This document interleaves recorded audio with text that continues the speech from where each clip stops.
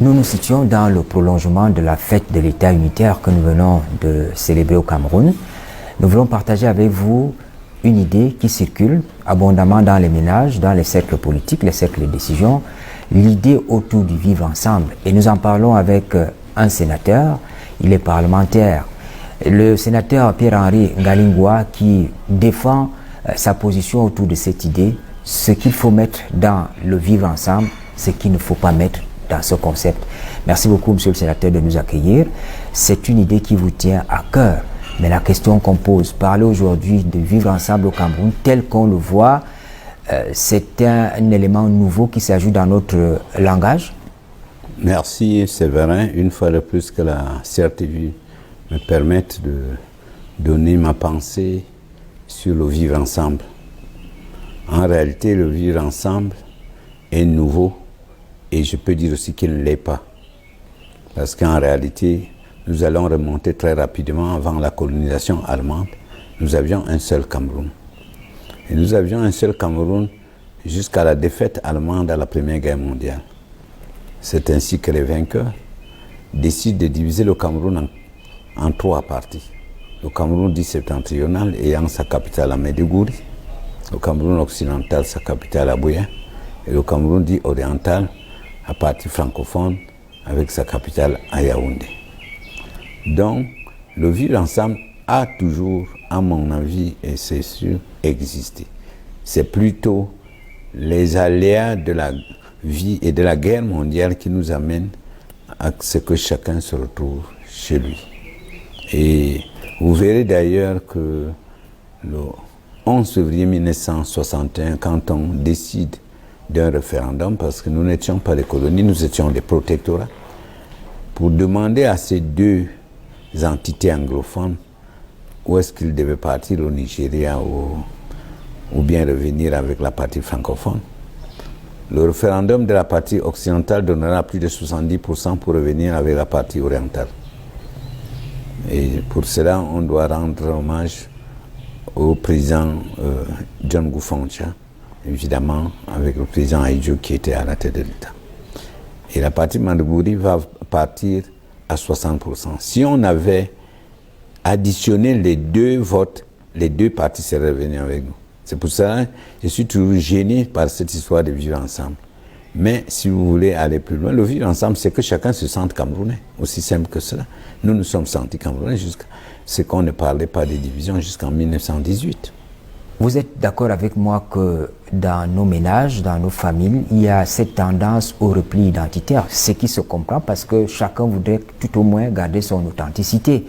Mais ce repli identitaire est, nous semble-t-il, dangereux pour la promotion du vivre ensemble. Est-ce que les deux peuvent aller de pair? Je continue toujours à croire, et je le disais à beaucoup d'amis dernièrement, que le repli identitaire est un concept qui vient en fait après ces aléas-là.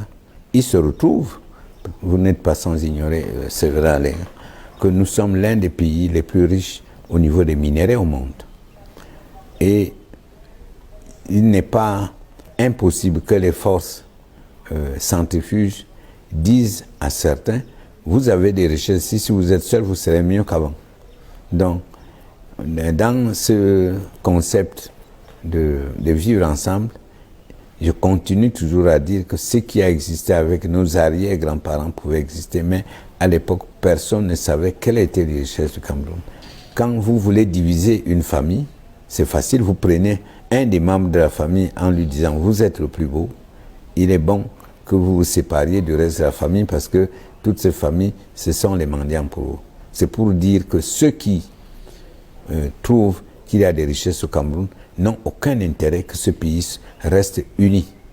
Au regard de ce qui se passe sur la scène politique nationale, vous avez bien le sentiment que les acteurs politiques qui sont censés porter cette idée du vivre ensemble, parce qu'on a besoin justement que la paix règne dans notre pays, vous pensez que les acteurs politiques jouent franc jeu?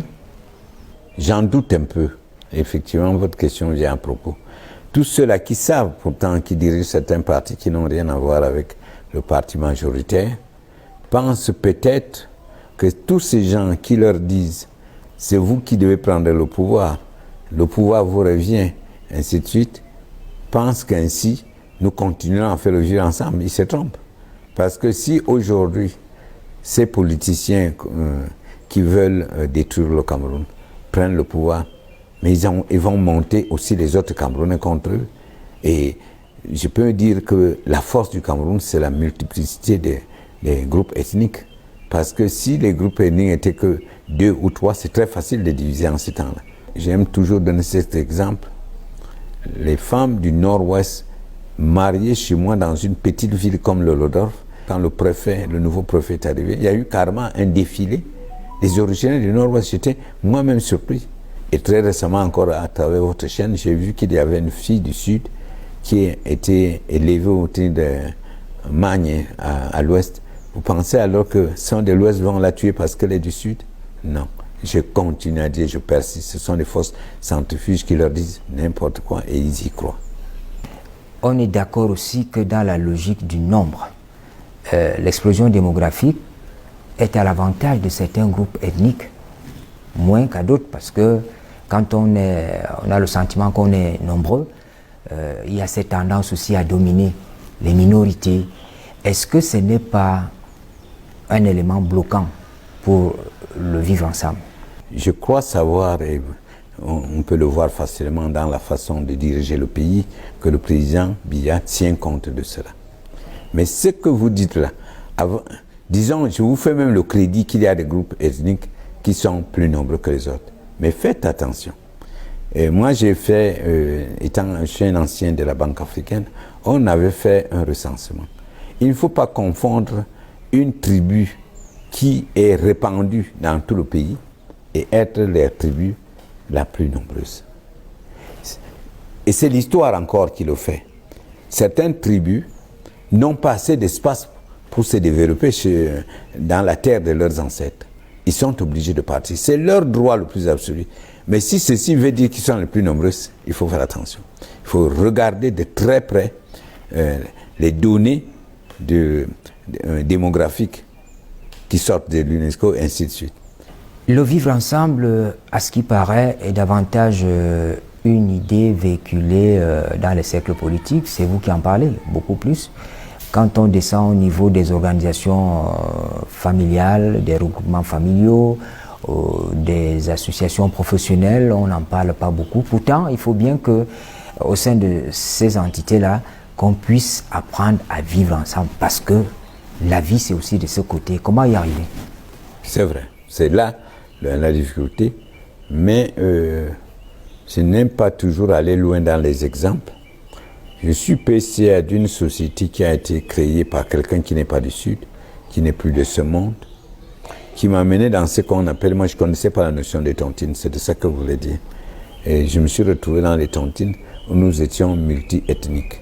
Je crois qu'il faille multiplier ce genre d'initiatives où les gens qui sont conscients de cela essayent de répandre cette notion de vivre ensemble et associer les autres.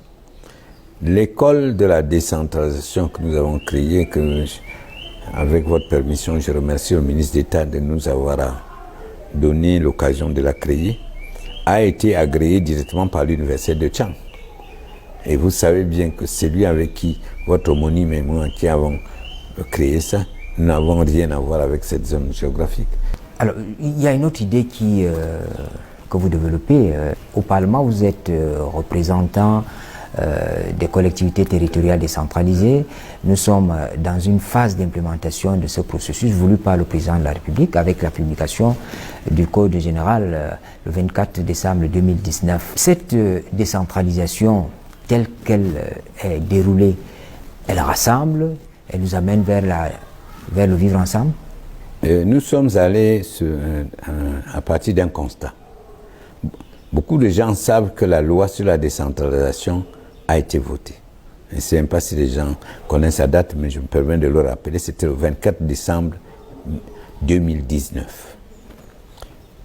Mais ce n'est pas faire injure aux Camerounais de dire que si vous demandez aux Camerounais quel est le contenu de ce document, beaucoup ne savent même pas ce qui est dedans.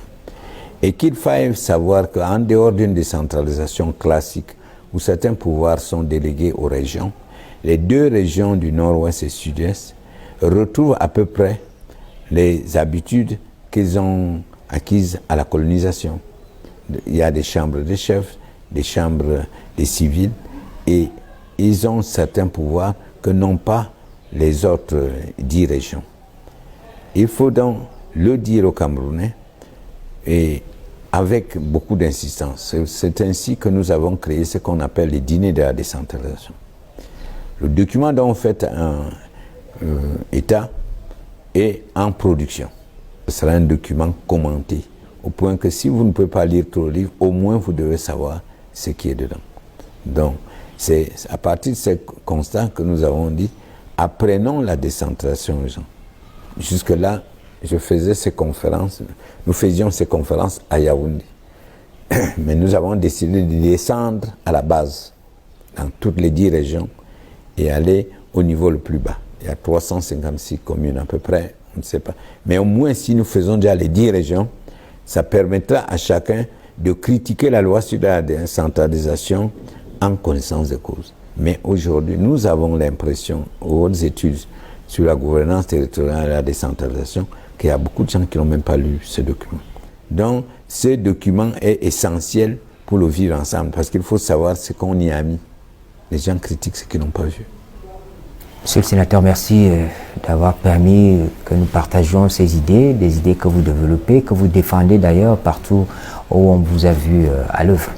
C'est moi qui vous remercie, parce que ça permettait aux Camerounais de savoir où est-ce qu'on en est et où est-ce qu'on va. C'était donc le sénateur Pierre-Henri Ngalingua qui a accepté de parler avec nous, parler des sujets d'intérêt commun, des sujets qui vous touchent, qui nous touchent également, parler de cette coopération décentralisée qui a un rapport direct avec le vivre ensemble, un concept qui est utilisé couramment dans les cercles politiques, mais on voudrait davantage le voir dans les organisations familiales, dans les organisations professionnelles. Mesdames, Messieurs, merci de nous avoir suivis.